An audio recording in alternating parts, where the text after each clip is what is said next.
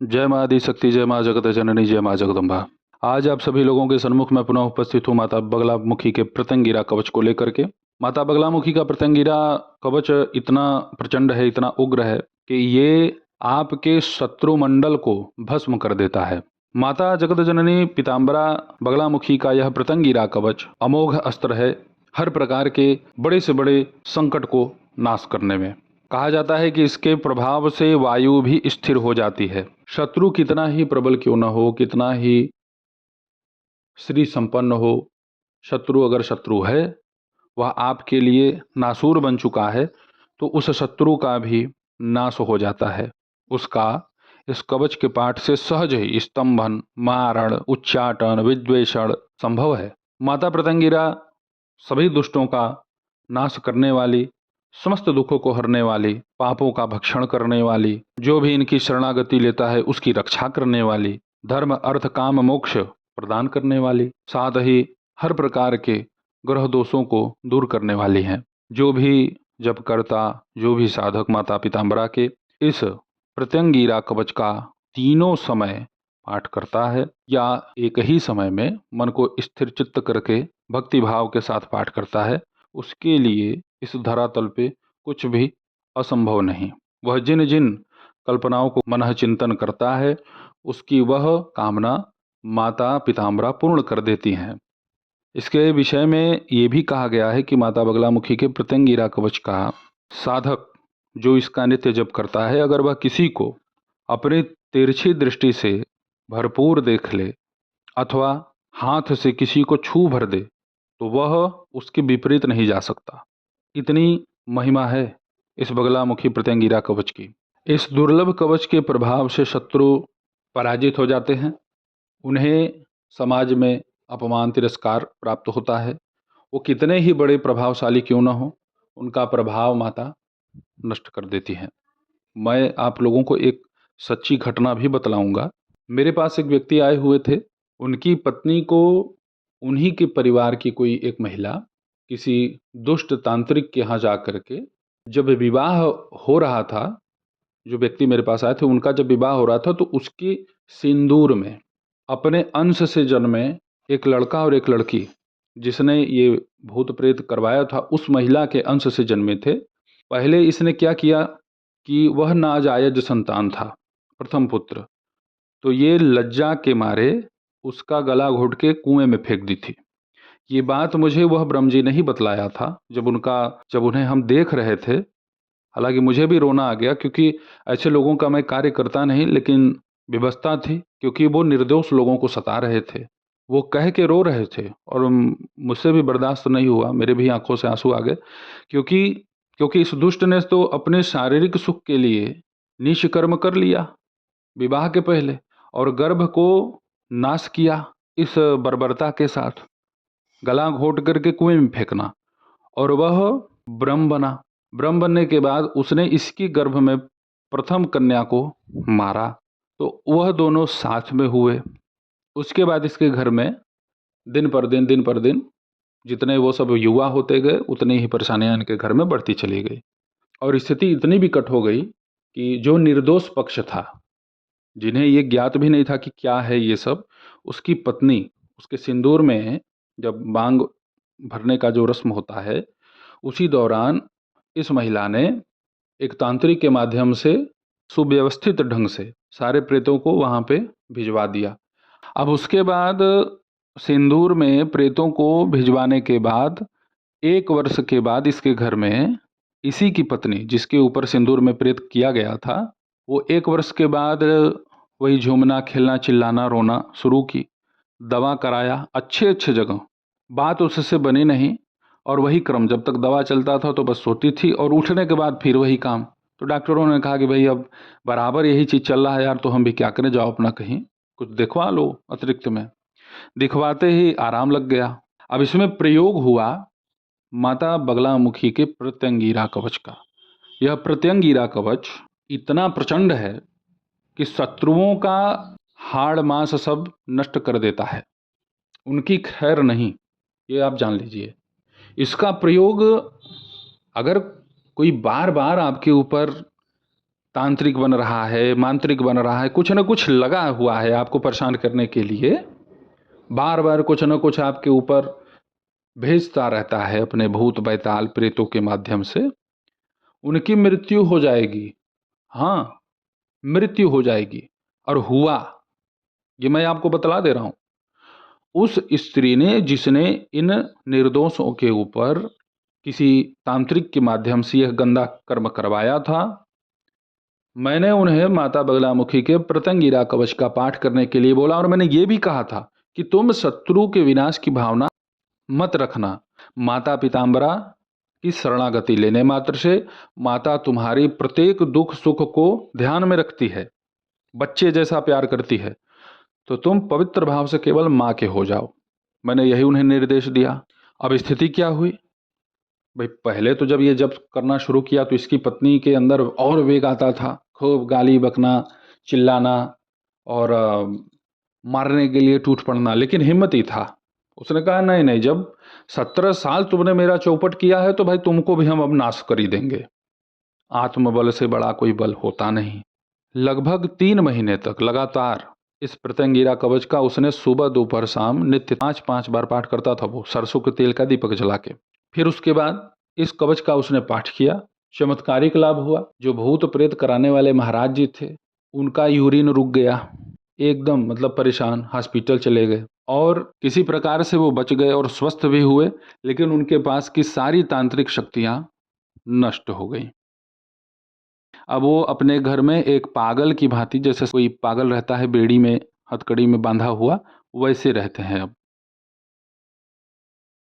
यही होता है, क्यों करते हो दूसरे को परेशान? कोई सुखमय जीवन जी रहा है तो तुम इतने बड़े तांत्रिक बन गए कि लगे उसका जो है मारण उच्चाटन करवाने ब्रह्मा हुए हो तुम, नीच कहीं के। और वही हुआ। ये है पीताम्बरा। माता का जब गदा घूम जाता है ना, जब माता चाह जाती है कि नहीं अब मेरा ये भक्त है मेरी शरण में है, तो इसका अब कहीं से हम मर्दन नहीं होने देंगे, तो वही यही है न्याय माता का। अब जाओ लगाओ अपना प्रेत बैताल, खत्म हो गए। अच्छा, अब दूसरी बात है, जो महिला भूत प्रेत कराई थी बाबा जी के माध्यम से, बाबा जी का तो ये हाल हो गया, और जो महिला करवाने वाली थी उसने अपने आप को समाप्त कर लिया। माता बगलामुखी के प्रत्यंगिरा कवच का यही तो खासियत है कि शत्रु के किए गए तंत्र को 10 गुना 20 गुना ज्यादा प्रभावशाली बना के उसी पे उलट देती है। जाओ मरो। शत्रुओं के द्वारा अगर आपके यहाँ कोई चौकी बैठा दी गई है ना, किसी भी शक्ति की, बड़े से बड़े तांत्रिक क्यों ना हो, कोई बहुत ही प्रचंड कृत्या का प्रयोग ही क्यों ना हो, वह इसके प्रयोग से नष्ट हो जाता है या तो वापिस लौट जाता है। इतना जान लीजिए, माता पीताम्बरा के इस प्रत्यंगिरा कवच का जब आप प्रयोग करते हैं ना, तो सामने वाला जो आपका शत्रु पक्ष का तांत्रिक है या शत्रु पक्ष है, उसको पता ही नहीं चलता है कि मेरे ऊपर क्या हुआ, और खत्म।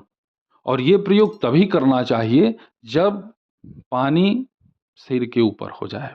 दुष्ट तांत्रिक है, वो इसका प्रयोग कर देता है किसी अच्छे आदमी पे, तो भी उलट के उसी की मृत्यु हो। यह भी सत्य है, माता पीताम्बरा नीचों की गुलामी नहीं करती। माता पीताम्बरा महामाया है, समझ नहीं पाता कोई इन्हें, जितना समझो उतना कम है।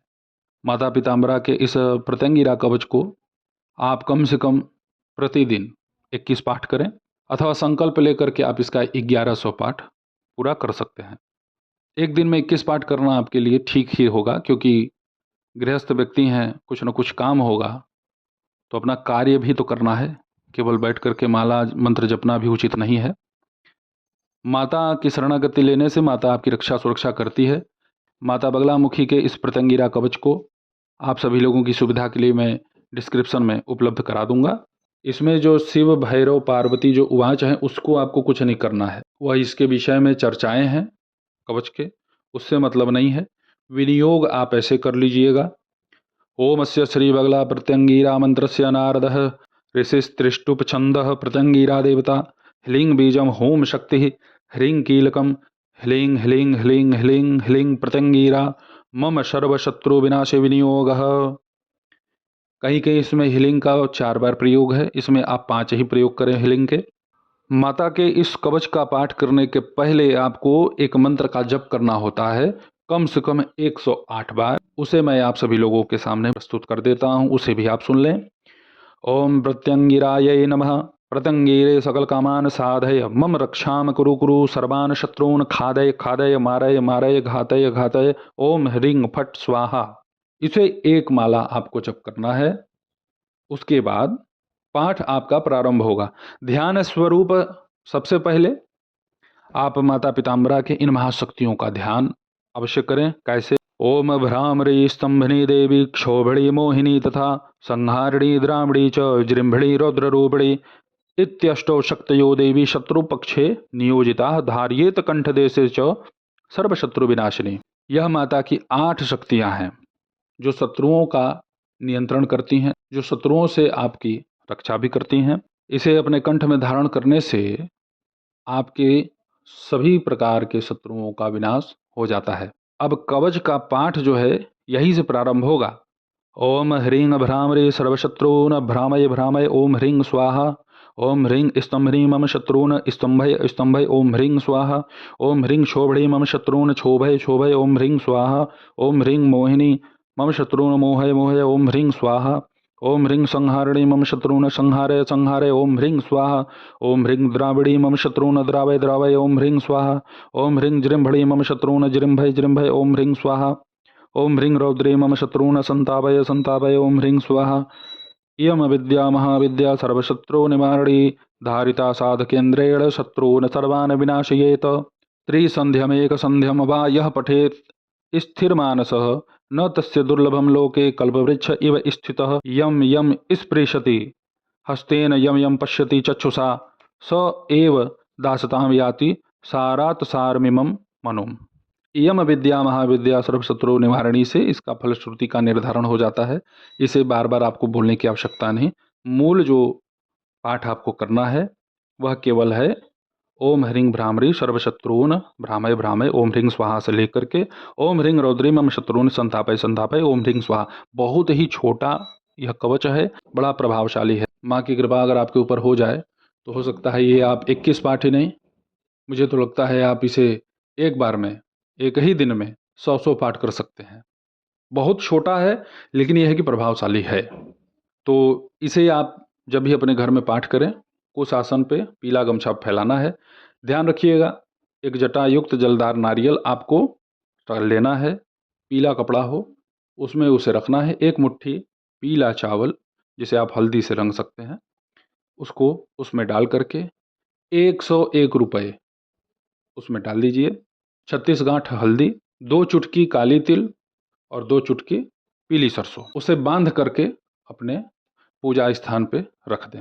जब आपका पाठ यह पूर्ण हो जाए, जितना का आपने संकल्प लिया है, उस नारियल को अपने घर से उतारा करके प्रत्येक व्यक्तियों के ऊपर से 5 बार उल्टा घुमा करके ले जाके बहते हुए नदी में छोड़ देना है। उसे खोलना ही नहीं है। सरसों के तेल का एक दीपक आपको जलाना है पूजा स्थल पे। माता को किशमिश का भोग लगाएं। इनके अंग देवताओं का चिंतन मनन नितांत आवश्यक होता है। हरिद्रा गणेश, आकाश भैरव, आनंद भैरव, त्र्यंबक शिव, मृत्युंजय भैरव। तो वैसे ही आप सभी लोगों की सेवा में मैं उपस्थित होता रहूँगा दिव्य दिव्य चमत्कारिक साधनाओं के साथ। तब तक आप सभी अपना ध्यान रखें, सुखी रहें, स्वस्थ रहें। जय माता दी, हर हर महादेव।